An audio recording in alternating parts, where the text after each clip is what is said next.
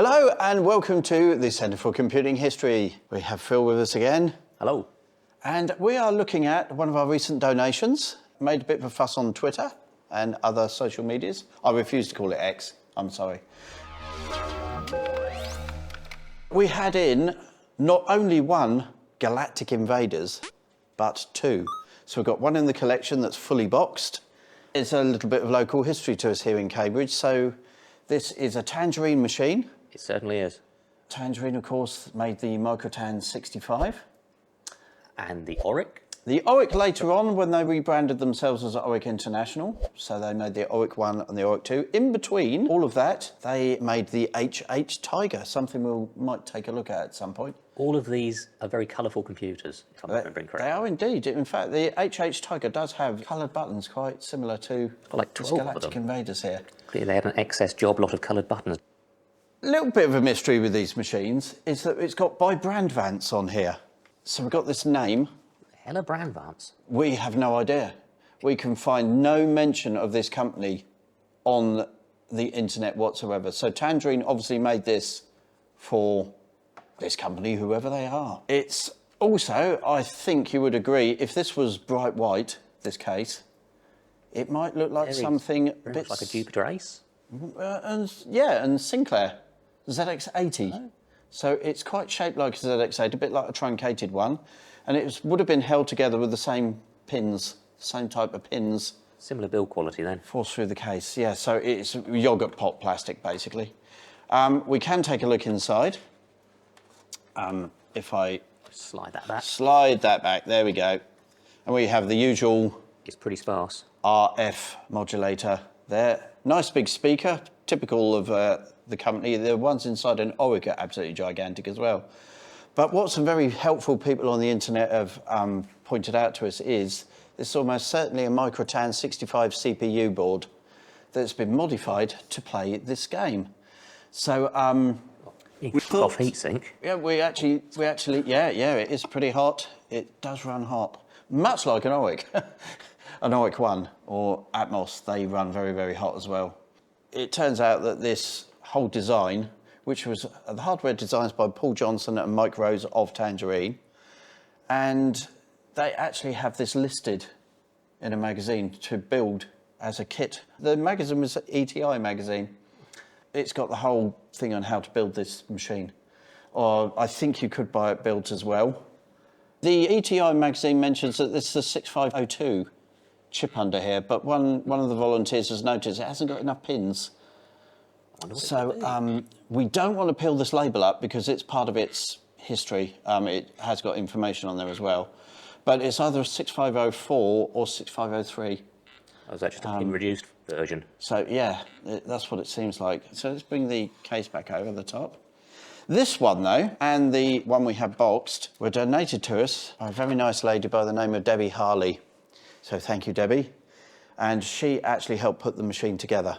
And she also worked on the Microtan 65. Unfortunately, after that, Tangerine, I think, went bust. And they would still bring her work to do at her house. Oh, okay.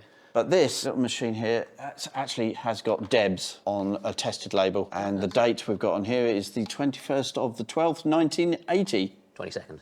Oh, 22nd, is it? Yeah, so it is. Now, with a speaker that large, it must have some seriously impressive audio. It's not bad for the little kit machine it is. And yes, you can see it up on the screen here. It's Space Invaders. It is, and it's also very, very similar to a Microtan version of Space Invaders as well. There is a missing button here, but that's purely, Debbie tells us, she hardwired the mains in. That's a power switch. Rather than having the power switch there. So controls simply fire, left, right, and this one to start the game. So Phil, would you like... I would love to play Space Invaders. So, okay, play. So I think you press that again. Again. Ooh. When we first tested this, we had it on a CRT of the right vintage, which was my old black and white TV that I used to have my Spectrum running on years and years ago. So if I was playing Night Lure, I'd be playing all different shades of grey. Well, you do actually have to press the button for every shot. You can't just hold it down. Yes, you do. So much like the real Space Invaders machine, that didn't have auto-fire either. Oh, that sound, it's horrible. It is. Go on, Phil, zap the mothership, you missed it. No, I'm going to let him come round again. So, I've got strategy here. So yes, you've got the score on the right-hand side, number of lives in the middle, and then a higher score on the left-hand side there. It's not two-player competitive then. It is not, no. That's what we initially thought, but typical Space Invaders, yeah. Everything's speeding up now. You're doing... It was a touch slow to start with. You are taking the fight to the aliens, and they don't like it. Missed him. So yeah. Oh no, I think you got him actually. I think you might have just got him. But yes, typical of an Oracle Tangerine machine. It is incredibly loud. So, but yes, for filming purposes, just deal with it. We're using an LCD. Saves on trying to filter flicker out of a normal CRT TV. But the picture's not too bad at all. So, oh, he's going to...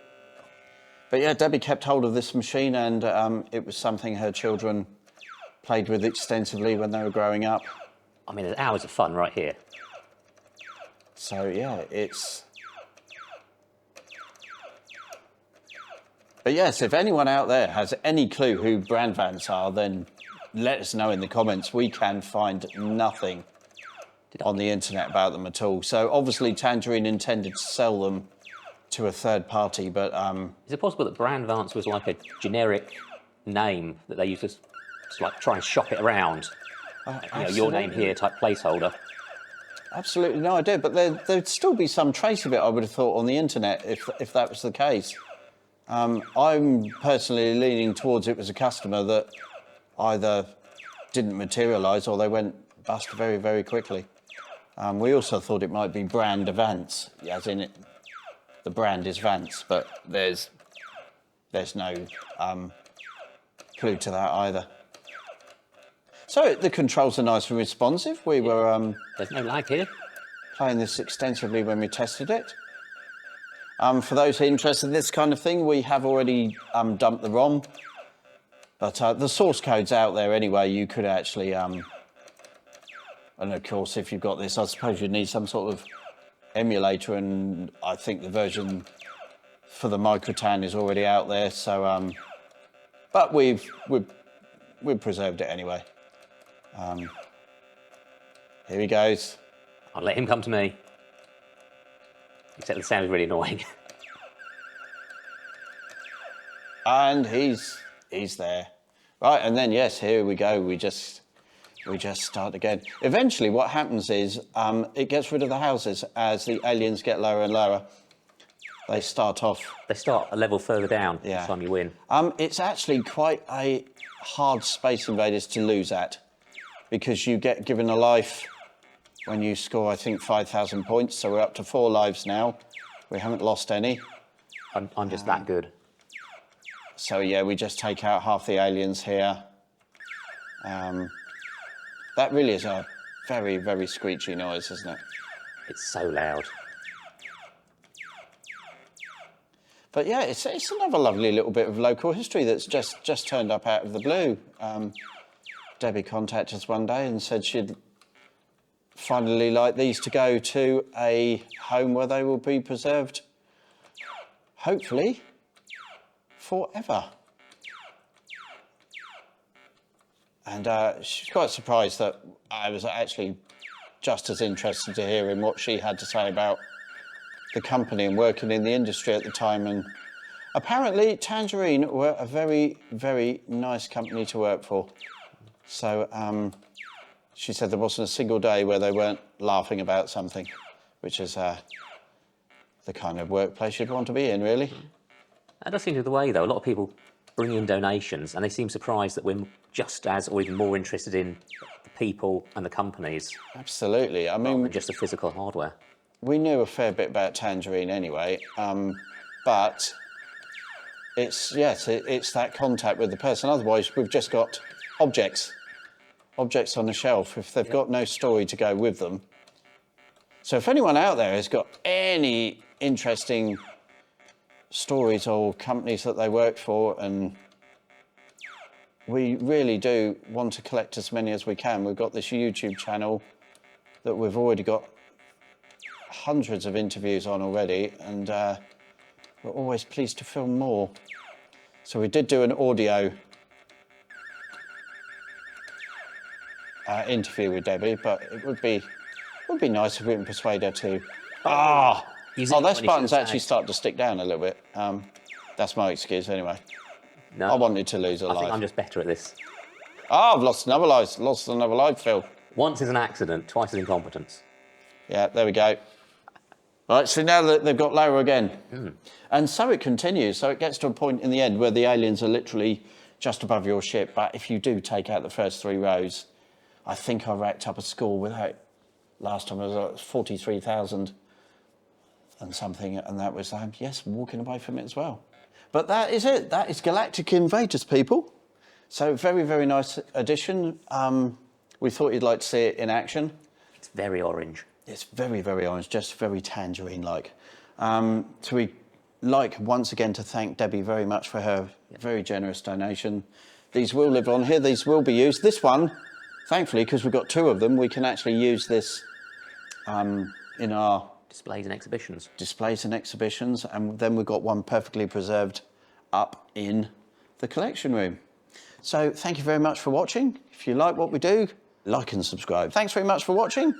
And from the alien as well, very opportune moment there.